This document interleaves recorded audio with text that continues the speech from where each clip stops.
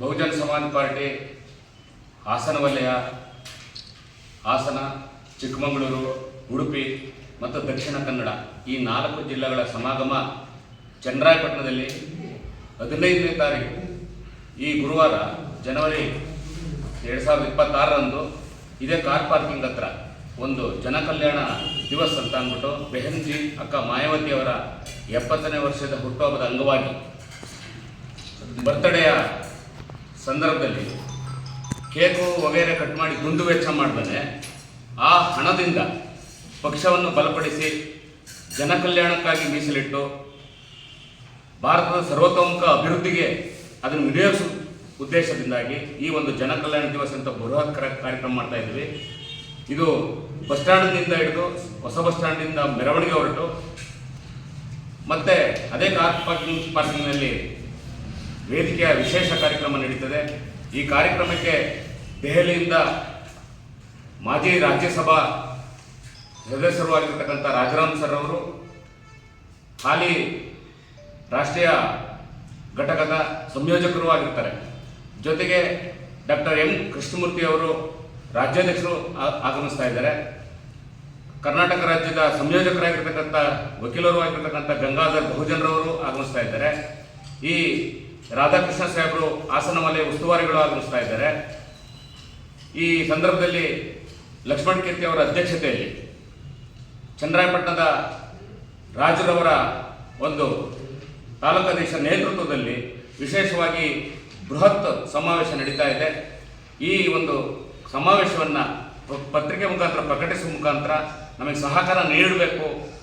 ದೇಶದ ಸರ್ವರಿಗೂ ಸಮಬಾಳು, ಸರ್ವರಿಗೂ ಸಮಪಾಲು ಎಂಬ ಬಾಬಾ ಸಾಹೇಬ್ ಅಂಬೇಡ್ಕರ್ ಸಿದ್ಧಾಂತವನ್ನು ಒತ್ತಿರ್ತಕ್ಕಂಥ ಹೆಗಲ ಮೇಲೆ ಒತ್ಕೊಂಡು ಅದನ್ನೇ ಪ್ರಣಾಳಿಕೆಯಾಗಿ ಮಾಡ್ಕೊಂಡು ಬಂದಿರತಕ್ಕಂಥ ಬೆಹನ್ ಕುಮಾರಿ ಅಕ್ಕ ಮಾಯಾವತಿಯವರ ಬಹುಜನ ಸಮಾಜ ಪಾರ್ಟಿಯ ಈ ಒಂದು ಬಲಪಡಿಸತಕ್ಕಂಥ ಈ ಒಂದು ಸಮಾವೇಶಕ್ಕೆ ತಾವೆಲ್ಲ ಸಹಕಾರ ನೀಡಬೇಕು ಅಂತ ಈ ಸಂದರ್ಭದಲ್ಲಿ ಕೋರ್ತಾ ನಮ್ಮ ಜಿಲ್ಲಾಧ್ಯಕ್ಷರು ಈ ವಿಚಾರವಾಗಿ ಮುಂದುವರೆದು.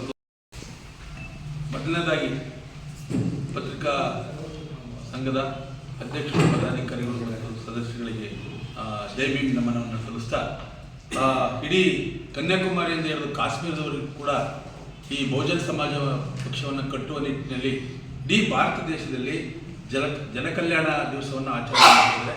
ಹಾಗೆ ಕರ್ನಾಟಕದಲ್ಲೂ ಕೂಡ 8 ವಿಭಾಗದಲ್ಲಿ ಈ ಜನಕಲ್ಯಾಣ ಕಾರ್ಯಕ್ರಮವನ್ನು ಆಯೋಜಿಸ್ತಾ ಇದ್ದಾರೆ. ಇದರ ಉದ್ದೇಶ ಜನರಿಗೆ ಬಹುಜನ ಸಮಾಜ ಚಳವಳಿಯ ಉದ್ದೇಶ ಮತ್ತು ಈ ಪ್ರಣಾಳಿಕೆಯೂ ಕೂಡ ಸರ್ವರಿಗೂ ಸಮಪಾಲು ಅನ್ನೋ ಉದ್ದೇಶದಿಂದ ಈ ಕಾರ್ಯಕ್ರಮವನ್ನು, ಪಕ್ಷವನ್ನು ಕಟ್ಟಿ ನಡೆಸ್ತಾ ಇದ್ದಾರೆ. ಹಾಗೆಯೇ ಭಾರತ ದೇಶದಲ್ಲೂ ಕೂಡ ಈಗಾಗಲೇ ಅಕ್ಕ ಮಾಯಾವತಿಯವರು 4 ಬಾರಿ ಮುಖ್ಯಮಂತ್ರಿ ಆಗಿದ್ದಾರೆ.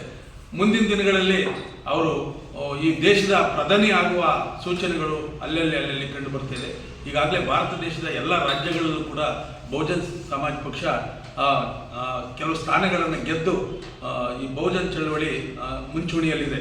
ಹಾಗೆ ನಾವು ಚನ್ನರಾಯಪಟ್ಟಣ ತಾಲೂಕಿನಲ್ಲಿ ಜನವರಿ 15ನೇ ತಾರೀಕು ನಾವೀಗಾಗಲೇ ಚನ್ನರಾಯಪಟ್ಟಣ ತಾಲೂಕಿನ ಎಲ್ಲ ಹಳ್ಳಿಗಳಿಗೆ ಸುಮಾರು ನಮ್ಮ ಬೂತ್ ಮಟ್ಟದ ಮತ್ತು ಎಲ್ಲ ಹೋಬಳಿಯ ಪದಾಧಿಕಾರಿಗಳು, ಗ್ರಾಮ ಪಂಚಾಯಿತಿಯ ಪದಾಧಿಕಾರಿಗಳು ಈಗಾಗಲೇ ಎಲ್ಲ ಹಳ್ಳಿಗಳಿಗೆ ತಿರುಗಿ ಈ ಜನರಿಗೆ ವಿಚಾರವನ್ನು ಮುಟ್ಟಿಸಿ ಜನವರಿ 15ನೇ ತಾರೀಕಿಗೂ ಜನಗಳು ಬರ್ತಾರೆ.